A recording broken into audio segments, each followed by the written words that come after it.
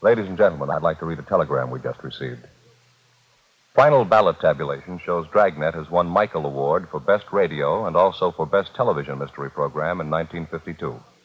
20,090 qualified members participated in nominations in final ballot. Congratulations and best wishes. Ed Bobley, President, Academy of Radio and Television Arts and Sciences.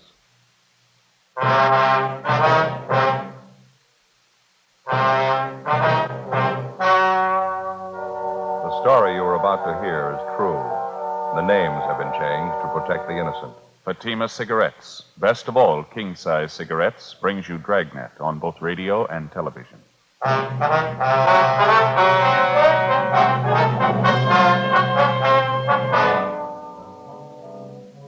You're a detective sergeant. You're assigned a robbery detail. A United States mail truck is held up and robbed. 22 sacks of registered mail are taken. The holdup men escape. There's no lead to their identity. Your job? Get them. Compare Fatima with any other king-size cigarette. Yes, compare Fatima with any other king-size cigarette. 1. Fatima's length filters the smoke 85 millimeters for your protection. 2. Fatima's length cools the smoke for your protection. 3. Fatima's length gives you those extra puffs, 21% longer than standard cigarette size. Fatima gives you more for your money. And in king-size Fatima, you get an extra mild and soothing smoke, plus the added protection of Fatima quality. Buy Fatima in the bright, sunny yellow pack. Best of all, king-size cigarettes.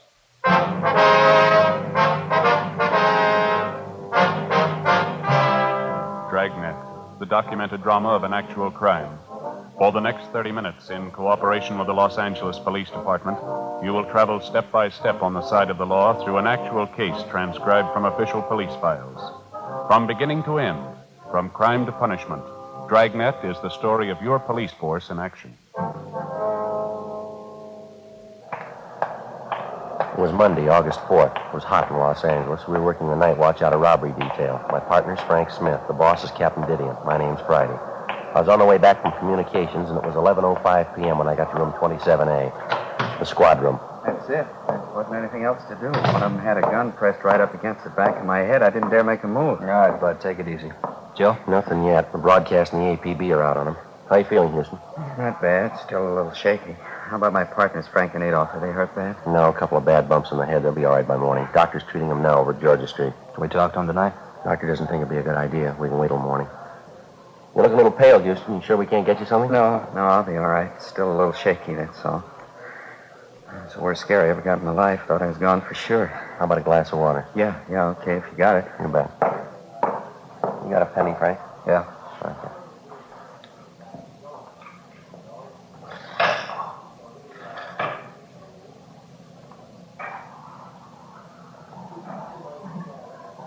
Just talking about the getaway car when you came in, Joe. Yeah. But Houston here is pretty sure he was right the first time. It was a dark blue sedan, late model. Mm-hmm. Any idea at all what make it was, Bud? I wouldn't like to say definitely. I don't want to mix you up. I got half an idea it was a GM car, maybe a Buick or an Olds. I can't say for sure, though. Well, here's your water. Oh. You didn't get a look at the license, huh? You're sure of that, are you? No, I didn't see it at all. The whole thing went too fast for me. I appreciate this. I got it. Robbery, Smith. Yes, sir. Oh, yeah, Inspector. Uh-huh. Yeah, I see. Yeah, we'll be here for a while. Yeah, 27A. Right, thank you. Goodbye. You got it. Post Inspector Joe. He's on his way over now. That's fine. Hey, Bud, when you started your run with that mail truck tonight, you have any inkling at all that there was something wrong? I don't think I get you, Sergeant. What do you mean? Well, I mean, did you happen to notice anyone suspicious hanging around the post office out by the loading platform, maybe? No, buddy. How about on your way to the Union Station? You notice any cars following your mail truck there? No, if they were, I think I'd have noticed it. I usually keep an eye out when we're making a run. It's a habit I got into, I guess. How long you been driving a mail truck, Bud? About 5 years. I've only been handling the registered mail the last couple of months, so. Did your truck leave the post office on schedule tonight? Yeah, right on the dot. We followed the other trucks out. You see, the trucks that pick up the ordinary mail, they leave first, and then our truck leaves right after them. We only handle registered stuff. I see. The same routine tonight, no different. And you were the driver of the truck, that right, Bud? Yeah, that's all I do is drive. Frank's the clerk, Adolph's the guard. That's regulations. On trucks that handle just the straight mail, the driver's the only one aboard. Registered mail trucks got to have 3 men, the driver, the clerk, and the guard. Yeah, we know. You usually drive the same route from the post office to the Union Station, do you? Yeah, we go the same way every night. Straight down Temple Street, turn right and go down Ferguson to Alameda, then over Alameda to Union Station, make the pickup for the delivery, and then we come back the same way to the post office. And that's the route you followed tonight, huh? Yes, sir, that's it. Only we didn't make it back this time. I'd like to make sure we got this straight now, Bud. Do you mind checking us out on exactly what happened from the time you got to the Union Station? No, I don't mind. Well, try to relax if you can. Just take your time. Try to remember everything, will you?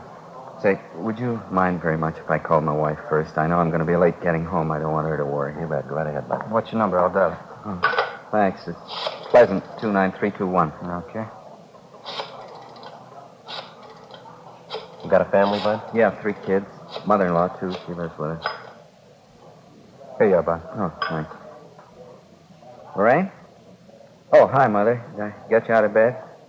No, nothing's wrong. I just called to say I'd be a little late tonight. I didn't want Lorraine to worry. No place? No, I'm not in a bar. Why do you have to say things like that? If that's the way you feel, all right. Just tell Lorraine, will you? Hello? Mother-in-law, you never get off your back. I'm sorry to interrupt, officer. It's all right, Bud. You want to go ahead now? Let's see. You wanted to know what happened after we left Union Station? Yeah, that's right. What time was it when you left the station? Right after we loaded the mail sacks on the truck, 28 sacks, all registered, and took off. What time was that? Scheduled time, 9:56. Left the station, headed for the P.O., drove the same route, along Alameda to Ferguson, then up Ferguson. As soon as I turned the corner, I picked up their headlights in the rearview mirror. Then they started crowding us. I knew something was wrong. Too late to do anything then. They pulled up alongside, forced you into the curb, is that it? Yeah, the darkest part of the street, too. It was a big sedan, I know that, a 4-door job, dark blue, and it was a late model, I'm sure. You notice anything special about the car, Bud? I mean, maybe a dented fender, some special accessories on it, anything like that? No, nothing I'd be sure of. I was too busy trying to keep going, get out of their way. I didn't have much of a chance. They forced us up on the sidewalk. I saw a telephone pole coming at me. I had to stop. What happened then? I threw a bright spotlight on us, blinded me for a minute. And these 3 men got out of the car and came at us, guns in their hands. It all happened in a couple of seconds. I was never so scared in my life. Did you get a good look at any of the men? No, I didn't. It was pretty dark. The place they stopped us at. I couldn't be sure I'd recognize any of them if I saw them again. Well, what'd the men do when they came up to the truck? Put their guns in our face, made us get out of the truck and climb into their car, the blue sedan. And one of them got in the mail truck behind the wheel. His name was Sid. I heard that. One of the men said, "Follow us in the truck, Sid. You know where to go." That's what he said. And you happen to hear any other names? No, that was the only one. And Sid seemed to be the boss. He was giving the orders anyway. They put you and your 2 partners in the back seat of their car? Yeah, and the 2 thieves were in the front seat. One drove and the other held a gun on us. He kept the lower part of his face covered with a handkerchief. You could see the mail truck following a little ways behind us. Mm-hmm. They drove you straight down Alameda, is that right? Yes, sir. Like I told you before, I think it was about a mile and a half. And they turned off right into that alley by the warehouse, same place you found us. Uh-huh. I figured that was the end. They got us out of the car, Frank and me and Adolph. Made us line up against a brick wall there, hands up in the air, facing the wall, and then they opened up the back of the truck and transferred the mail sacks to their car. Well, any conversation while all this was going on? Not too much, no. You see, one of them, I think that was Sid. He covered us with a gun, a shotgun. The other 2 moved the mail sacks from the truck to the car, and every once in a while the Sid would tell them, "Come on faster, we're short on time." I think that's what he said. Well, why'd they slug your 2 partners, this Frank and Adolph? Any reason for I that? was coming to that. You see, when they got all the mail sacks in their car and they were ready to pull out, the other 2 guys came over to Sid, and one of them said, "What are we waiting for? Let's kill him and get out of here." Yeah? Right away, our clerk, Frank, he began pleading with him not to kill us. I guess Frank was thinking of his wife and his little kid. Mm-hmm. How'd the thieves react? Well, they slugged him, cracked him with a gun, and hit him a couple of times. Frank went down. He started crying. Just a young kid, you know. Yeah, we know. Well, this other guy told Sid again. He said, "Come on, let's kill him. Let's get out of here." He's the one who had something wrong with his voice. It was real husky, you know, like he had a cold. Uh-huh. Go ahead. Well, I got to say, this Sid wasn't much for killing us. He told the other guy he didn't think they ought to kill us because they'd set him up for a murder rap besides mail robbery. The other 2 guys told Sid, "What's the difference? If we're going to rob the mails, we might as well go all the way." And they argued about it a minute or so. Yeah. And my other partner, Adolph, he began to plead with him. He said, "Please don't kill us." I was sick to my stomach. I couldn't even talk. What'd you say? I said I was sick to my stomach. I couldn't even talk. Is that when they slugged Adolph? Yeah, this Sid slugged him. He hit him worse than he did Frank. He kept beating him and beating him. I still hear it. I just got sick. Well, make a long story short, this Sid finally said, "We'll give him a gambler's chance. We'll toss for it." Huh? That's just what he said. He said, "We'll toss for it." And he says, "Hey, you." And he motioned to me. He said, "I'm going to toss a coin. You call it. If you lose, we kill the 3 of you. If you win, we don't." Oh. So help me, it's the truth. I didn't know what to do. I tried to talk them out of it. Yeah. They wouldn't listen. The Sid told me either I called it or they'd kill us then. Took a coin out of his pocket and flipped it in the air. I called heads. Guess I don't have to tell you. I won. Something new for the book. How'd it go after that, Bud? Tied up the three of us and drove off in their car. About 15 minutes later, that night watchman found us and called you fellas. You know the rest. And you're sure you wouldn't be able to identify any of the hold-up men if you saw them again? No. You're real sure? No, their general build, that's the only thing I'm sure of. This fellow Sid was tall on the thin side, about 45, 50 years old. The other two were fairly short, stocky. Like I told you, that one fellow's voice, deep and husky, I think I'd know him if I heard him talk again. Excuse me a minute. Robbery Friday. Yeah, Walt. How's it going? Uh-huh. Yeah, not much doubt. All right. Fine. Yeah, fine. Well, the getaway car, they just found it. Where'd you? Up in Elysian Park, just off Riverside. What about the mail sacks? They find them, too? Yeah, every one of them. Empty.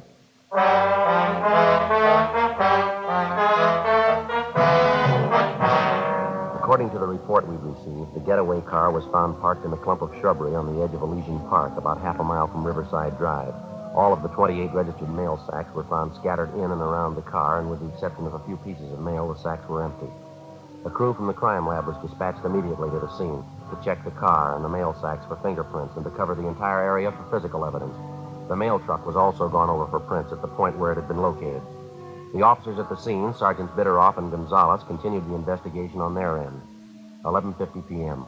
After the inspector from the post office department arrived, we continued our interview with Bud Houston, one of the three victims of the mail truck robbery. We ended the interview a few minutes after midnight, and Houston was driven to his home. The following morning, along with the postal inspector, Frank Smith and I talked to the other two victims, the clerk and the guard who were with Houston at the time of the holdup. They could add nothing to what their partner had already told us. The investigation went on. Every possible angle was checked and rechecked. 3 days passed. Nothing. Thursday, August 7th, 5:40 p.m. Hi, Joe. How'd you make out? Oh, it's sour. Nothing at all. The guy wasn't even in town the night of the holdup, and he can prove it. You have any luck? No better than yours. I might just as well have taken the day off for all the good we did. Nothing from the stats office, huh? No. Last one we asked for won't be ready till tomorrow. It's getting a little embarrassing, Joe. We got them checking practically every robbery card they've got. M.O. description, only a few of them come close. We've already ruled them out as possible. The one you just checked on, that was the last. About does it. Might as well close up shop for the day, huh? You ready? Yeah, let's go. All right. I'll sign us out. All right.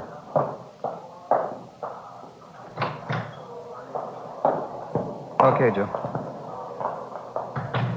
Now, that mail truck driver, Houston, he and his partners were in checking through our mug books again this afternoon. Oh, yeah, I forgot about that. Did they come up with anything? Well, they spotted one mug shot, Paroli from Quentin, only a partial ident. Three of them couldn't even agree on that. I checked on the man. He's back in Quentin for a month. I can't say the three of them aren't cooperative. They've sure been working for us, haven't they? Hey, Joe, you in a hurry? How about washing up? Yeah, all right. Been a long time since we've had one start as slow as this one. You'll run into worse, Frank. Oh, I mean right from the start, Joe. We find the getaway car, plenty of prints on it. Can't get a make on any of them. Yeah, no. Find out the car was stolen. We check the owner, location, leads nowhere. Prints on the steering wheel of the mail truck, parts of the mail sack, still no make. How tough can it get? Well, they might have something when their kickback comes through from Washington. The hold-up men weren't amateurs, we know that. Joe, you checked with Gonzalez and Bitteroff today. I didn't see him. Yeah, they're not doing much better than the rest of us.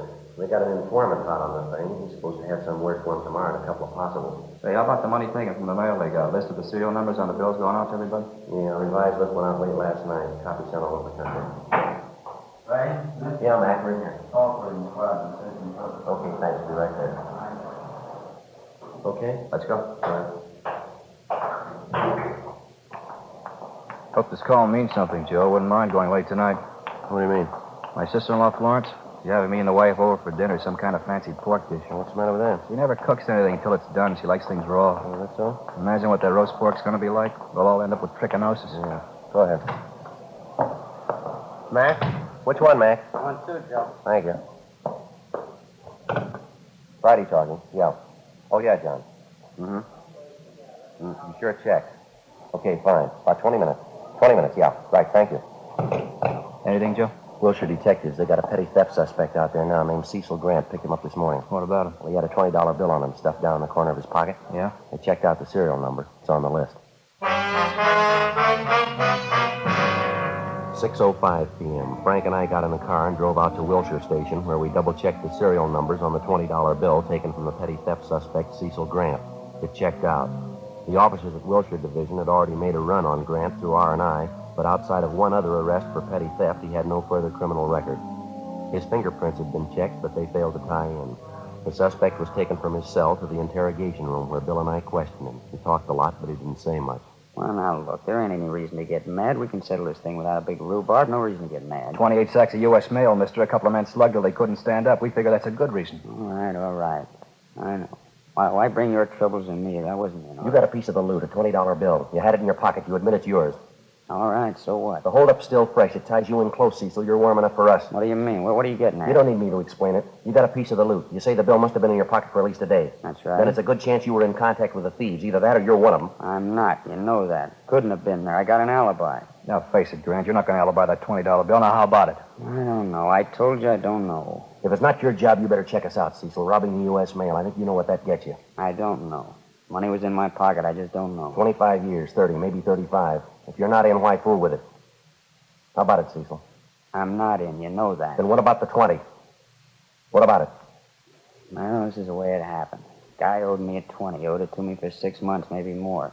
Tuesday came around, paid off. Gave me that bill you got. This last Tuesday? That's right. Thought it was funny, but he's a nice guy. I didn't want to make trouble. How do you mean? Well, when he paid me the 20 back, he said, well, look, the bill isn't phony, but don't let it out for a couple of days. Bill's okay, but just sit on it, maybe a week or two. That's just what he told me. Who was it? Where did we find him? Well, he's a nice guy, friend. I don't want to make trouble. It's already made. Now, what about it? Johnny Carter, 380 Nashville Avenue, apartment 2.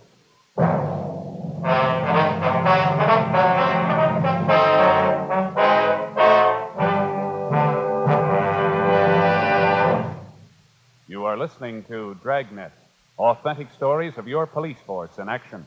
Because of its quality, Fatima is the one king-size cigarette that stands out. Here's the practical way to prove that yourself. Compare Fatima with any other king-size cigarette. 1. Fatima's length filters the smoke 85 millimeters for your protection. 2.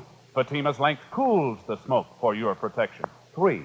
Fatima's length gives you those extra puffs, 21% longer than standard cigarette size. Fatima gives you more for your money. And in king-size Fatima, you get an extra mild and soothing smoke, plus the added protection of Fatima quality. Because of its quality, its extra mildness, and superbly blended tobaccos, more and more smokers coast to coast are switching to Fatima every day. Buy Fatima.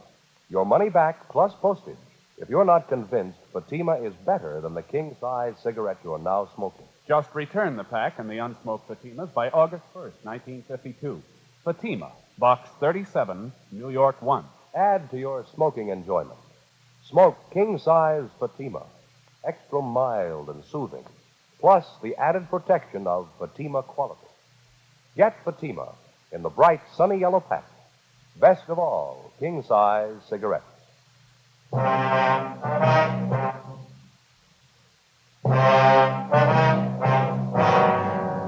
August 7th, Thursday, 6:55 p.m. We called R&I, but they had no make on the name John Carter.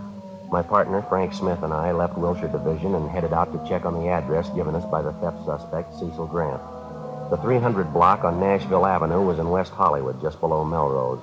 Number 380 was an aging two-story apartment house. The architecture was old Spanish, a relic of the mid-20s. The name John Carter appeared on one of the mailboxes, but when we rang, there was no answer. We contacted the apartment manager, and he told us John Carter worked at night at a downtown garage. Along with the manager, we went up to the second floor and checked through the suspect's apartment. We found nothing to indicate that he'd taken part in the mail holdup. After a routine interview with the manager, we got the name and address of the garage where Carter was employed, and we left. 8:23 p.m. We pulled up and parked half a block away from Carter's place of employment, an all-night service garage on South Figueroa. Frank waited in the car, and I headed up the block alone toward the garage. In the event Carter was one of the mail truck holdup men, there was a possibility his two Confederates might be employed at the same place he was. If this was the case, we didn't want to tip him off.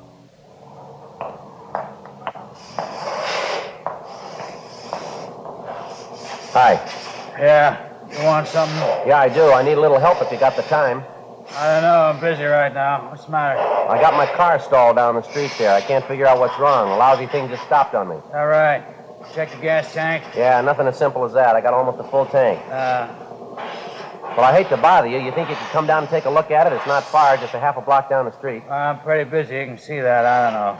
Sure appreciate it if you give it a look. I'm not much of a mechanic myself. Probably something real small. My car's almost new. I don't know. Just a minute. All right, that's going to have to do. It's 2.5 service charge. I have to leave the garage. I guess you know that. Okay, that's all right with me. I got to get that car started. You pay in advance. We've had too many hassles on this before. Okay. There you go. Okay. Just down the street, you said? Yeah, down this way. Okay. I don't know what happened to the lousy thing. It just quit on me. Nice night. What'd you do, pound on the gas pedal, flood the carburetor? No, I don't think so. I kept trying the starter when the thing quit on me. There's an automatic choke on the car, though. Maybe that had flooded. I don't know. A half a block now. Which one's your car? Straight ahead there, the gray sedan. Oh, yeah. This one right here. Okay, get the hood open. Well, never mind that, mister. Just get in the car. All right, Frank. Oh, what's this? Police officers, his identification. Get in the car. What's the matter? What is this? Come on, in the car. Hey, what's the pitch? What's it all about? Your name, John Carter, address 380 Nashville Avenue. I don't know what you're talking Is about. that your name and address? All right, it is. What about it? Get him behind you. Help him, Frank. Yeah. All right, that's good. What are you trying to pull? What's this about? U.S. mail robbery, Carter. I want to talk to you downtown. I don't know anything about any mail robbery. What are you talking about? Nothing to worry over. If you're cleared, you'll be back on the job in an hour. Well, why pick me? I work at garage. It's my bread and butter. Why don't you go ahead and arrest the newsboy down corner? Same thing. No, there's a big difference. Yeah, you name it. A $20 bill. 9:05 p.m. After checking with the garage manager to make sure none of his employees were possible accomplices of Carter's, we drove the suspect back to the city hall, took him to the interrogation room, and started to question him. In the space of an hour and a half, he gave us 3 alibis, supposedly accounting for his whereabouts the night of the mail truck robbery. In the same period of time, we checked out each of the 3 alibis by phone calls. Every one of them was alive. The questioning went on. 11:30, midnight, 12:30 a.m. We sent out for coffee. 1 a.m., 1:30. We stayed on it. 2 o'clock, 2:30, 3 a.m. It was like any other interrogation. It's a lot tougher to keep asking the questions than to answer them. We were as tired as the suspect, but he had one big advantage. We had to keep pressing, and we couldn't afford to show our fatigue. All he had to do was to say no and refuse to answer the questions. At a few minutes before 5 a.m., we called a halt to the interrogation, but not before we gained a point. Apparently, by a slip of the tongue, Carter gave us the name of the girl he was keeping company with and also her place of employment. After we booked Carter on suspicion of 211 PC, and after we picked up 2 hours' sleep, we located the girlfriend, a Grace Nelson, at her place of employment, a telegraph office at Alpine and South Flower. All I know is I met John about 3 months ago. His family's from Cedar Rapids, same as mine. There's nothing wrong with John I know of. You know any of his friends, Miss Nelson, any of the people he has dealings with? Not personally, I don't. Heard him talk about some, though. Why, what's the matter? Do you remember any of the names, Miss Nelson? Let's see. He's always talking about Sid. I don't know his last name, though. Don't know where you'd find him. And then there's Sammy. Don't remember his last name either. Met Sammy once, but I don't know where he stays. You notice anything unusual about Mr. Carter the last week or so, ma'am? I mean, anything peculiar, anything out of the ordinary? Anything peculiar? No, I don't think so. John's been just as nice as ever to me. I like him very much. Matter of fact, he's been nicer than he's ever been. How do you mean, miss? Well, for my birthday, last Wednesday. Yeah. Well, he was so sweet about it. Really sweet. He gave me $400. Gave it to me in cash. Told me to go out and buy what I wanted. Wouldn't you say that's sweet? Have you any of that money left, Miss Nelson? Why, yes, of course I have. See, right here in my purse. See, right there. More than half of it. Carter tell you where he got this money, Miss Nelson? Gambling game. He said he wanted the cards. What's wrong? Serial numbers, ma'am. This money was taken in a holdup, U.S. mail. We've got a pretty good reason to suspect Carter. You mean John's a thief? That's how he got the money? I can't believe it. Wait, it's true, ma'am. So hard to believe. I hope you don't think I had anything to do with it. Robbing people, mails. Are you sure it's John Carter you want? Yes, ma'am, we're pretty sure. We understand you were pretty close to him. He said the two of you were going to get married. I don't know. We did have it said at one time, but now I don't know. I had people in this town, my whole family. I couldn't let this get out now. You're willing to admit the $400 you got came from John Carter, the same bills that he gave them to you? I don't know. I love John. I don't want to hurt him. I really love him. Tell me the truth. What's going to happen? Well, he's going to be charged with robbery, ma'am, holding up a U.S. mail truck, taking 28 sacks of registered mail. John Carter? That's right, him and 2 others. I'd like to ask you one more question, miss. Do you have any idea what Carter was up to? The robbery, I mean? Me? Of course not. No idea at all. I love John. I loved him for what I thought he was. Go through anything for him. I love him. Just wouldn't make any sense, though, would it? Ma'am? Going to jail for him. Just common sense. You can't love anybody that much. That afternoon, we had the suspect, John Carter, brought from his cell to the interrogation room where he was confronted with the testimony of both Cecil Grant and Grace Nelson, 2 of the people he'd given some of the stolen money to. Another hour of interrogation and Carter broke. He admitted taking part in the holdup and gave us the name of his partner. He named as the leader and mastermind of the robbery a Sidney Grover at an address in Highland Park. Frank and I checked it out. Yeah. Police officers, you Sidney Grover? Yeah. I'm not feeling so well. Can't you come back later? Not feeling well at all. It's kind of important, Grover. Like to talk to you downtown? Come back later, huh? A little later on. I got so many troubles right now. Please. I'd like to talk to you about a holdup, Grover, a mail truck. We got the 2 men who worked it for you. They gave us the whole story. 2 men? What do you mean? Can't you see I got troubles? Please don't bother me. Come back later, huh? Bad trouble. You better get your coat, Grover. Got to talk to you downtown. Look, don't you understand? My son's left me. My only boy. Packed his bag. He walked out. He left me. Afraid that's your problem, mister. He said he didn't want any part of me. He had an argument. He didn't like what I was doing. Big argument. He slapped my face, my own boy, and he walked out. Slapped my face. All right, you want to get your coat? Yeah, okay. Mail job, is that it? Got the other 2? Yeah, we got them. All right, no argument. I didn't try to run away. I guess you can see that. My boy said it was a crook. We argued. He slapped me, walked out. How come, Sergeant? I wouldn't know. Let's go, Grover. A sour story, huh? Old man trying a mail robbery. I'm 55. I don't look it, do I? Kid slapped my face. He said I was a crook. I couldn't get him back, my only boy. Wish he hadn't called me a crook. But a sour story, isn't it? Yeah, it's sour. Let's go. The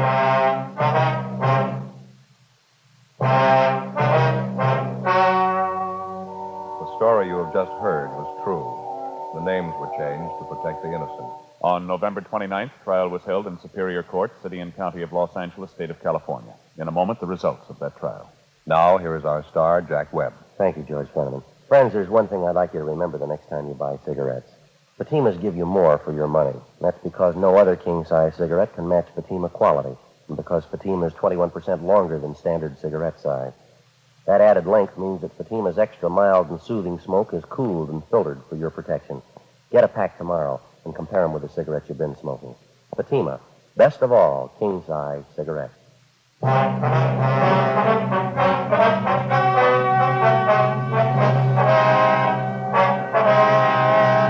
Sidney Allen Grover, along with his 2 accomplices, John Harold Carter and Samuel Maxwell Johnson, were tried and convicted of robbery in the first degree, 1 count, and assault with a deadly weapon, 1 count.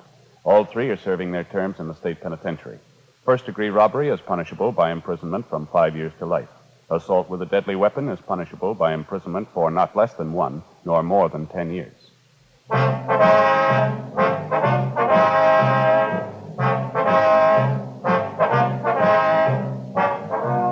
You have just heard Dragnet, a series of authentic cases from official files. Technical advice comes from the Office of Chief of Police W.H. Parker, Los Angeles Police Department. Technical advisors, Captain Jack Donahoe, Sergeant Marty Wynn, Sergeant Vance Frazier.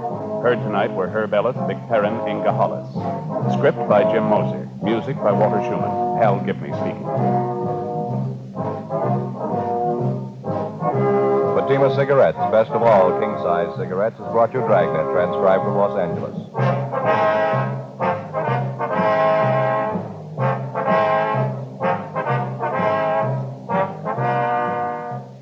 Now, it's Counter Spy on NBC.